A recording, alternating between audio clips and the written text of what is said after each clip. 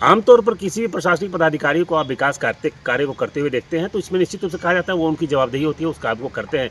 लेकिन गुमला डीसी कर्ण सत्यार्थी इन दो चीज़ों को लेकर काफ़ी फोकस कर रहे हैं। पहला तो स्वास्थ्य को लेकर, और स्वास्थ्य की कई इलाकों में उन्होंने बेहतर तरीके से काम किया है।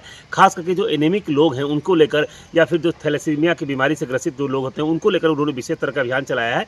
और इसको लेकर दूर दराज के इलाकों में, खासकर आदिम जनजाति के क्षेत्र में रहने वाले तमाम लोगों का मेडिकल उन्होंने कैंप लगवाकर मेडिकल जाँच करवाया। और अब दूसरा चीज़ इन दिनों गुमला जिला में लगातार सुर्खियों में चर्चा का विषय बना हुआ है, वो है गुमला डीसी का शिक्षा को लेकर एक विशेष पहल। गुमला डीसी लगातार गुमला जिला के उन तमाम विद्यालयों को बेहतर करने की कवायद कर रहे हैं जो सुदूरवर्ती इलाके में मौजूद है, जहां पर शिक्षण व्यवस्था बेहतर तरीके से नहीं हो पाती थी।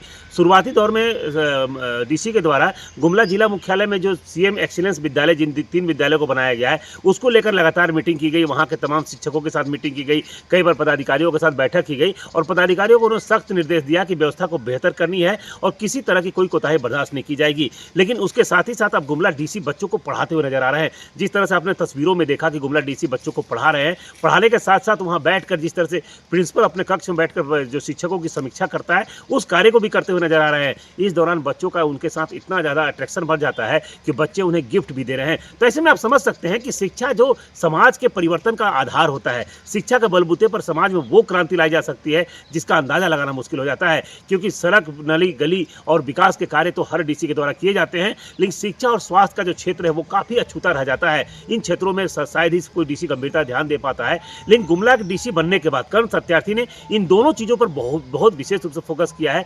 शुरुआती दौर में ही उन्होंने थैलेसीमिया हो और फिर कई ऐसी बीमारियों को लेकर उन्होंने गंभीरता दिखाई, और खास करके जो बीमारी से ग्रसित लोग मौत होता है उसको लेकर काफ़ी चिंतित रहते हैं। लेकिन इस बार जो तस्वीर सामने आ रही है, जिस तरह से बच्चों को वो पढ़ाते हुए नजर आ रहे हैं, बच्चों से वो जानने का प्रयास कर रहे हैं कि आखिर में बच्चों में शिक्षा का गुणात्मक विकास कैसे हो सकता है। वो शिक्षकों को भी बता रहे हैं कि पढ़ाने के तरीके क्या होते हैं। बच्चों को पढ़ाने समय शिक्षक किस तरह से पूरी तरह से एक बेहतर माहौल को पहले बनाकर बच्चों को पढ़ाना का प्रयास करें, उस चीज़ को बताने की कोशिश कर रहे हैं। तो ऐसे में आपको स्पष्ट बता दें कि निश्चित रूप से गुमला जिला के डीसी के द्वारा किया जा रहा प्रयास उन तमाम शिक्षकों के लिए एक उदाहरण हो सकता है। बहुत सारे शिक्षक, हम ऐसा नहीं है कि सारे शिक्षकों पर यह आरोप लगा रहे हैं, लेकिन बहुत सारे शिक्षक होते हैं जो पढ़ाई में कोताही बरतते हैं, बच्चों को पढ़ाने पर ध्यान नहीं देते हैं। लेकिन उन शिक्षकों के लिए उदाहरण है कि डीसी अपने तमाम कार्यों को करने के बाद भी कुछ बचे हुए समय को निकालकर लगातार बच्चों के बीच में जाकर उन्हें पढ़ाने का काम कर रहे हैं। और यह बेहतर तस्वीर न केवल गुमला की सकारात्मक सोच को दर्शाता है, बल्कि गुमला जिला को एक सही रास्ते पर ले जाने की भी प्ररूप तैयार कर रहा है। क्योंकि जिस तरह से आपको पता है कि गुमला जिला के सभी प्रखंडों में पुस्तकालय की स्थापना हो गई है,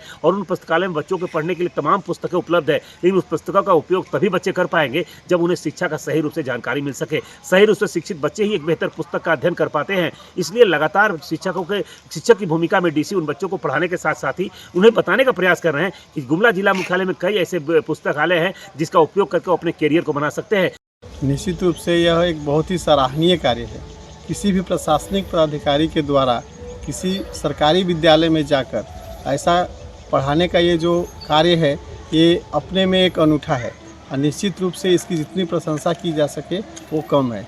इससे न केवल बच्चे बल्कि शिक्षकों में भी एक तरह का एक माहौल बनेगा, जिससे वे बच्चे भी पढ़ाई में ध्यान देंगे और शिक्षक भी जो है इससे प्रोत्साहित होकर और अच्छे से अपने अध्यापन कार्य को करेंगे।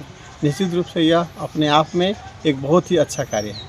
डीसी की इस तस्वीर की जबरदस्त सराहना हो रही है, लोग प्रशंसा भी करते हुए नजर आ रहे हैं, और जो लोग हैं जो शिक्षा क्षेत्र से जुड़े हुए लोग हैं वो भी डीसी के इस कार्य की प्रशंसा कर रहे हैं। उनका भी मानना है कि निश्चित रूप से शिक्षकों के लिए भी डीसी प्रेरणा बन सकते हैं, और लगातार जिस तरह से शिक्षा में बदलाव की बात की जा रही है, शिक्षा को बेहतर करने की बात कर रही है, उसमें गुमला डीसी का यह प्रयास काफी चर्चा का विषय बना हुआ है। 99 न्यूज के लिए गुमला से सुशील कुमार सिंह।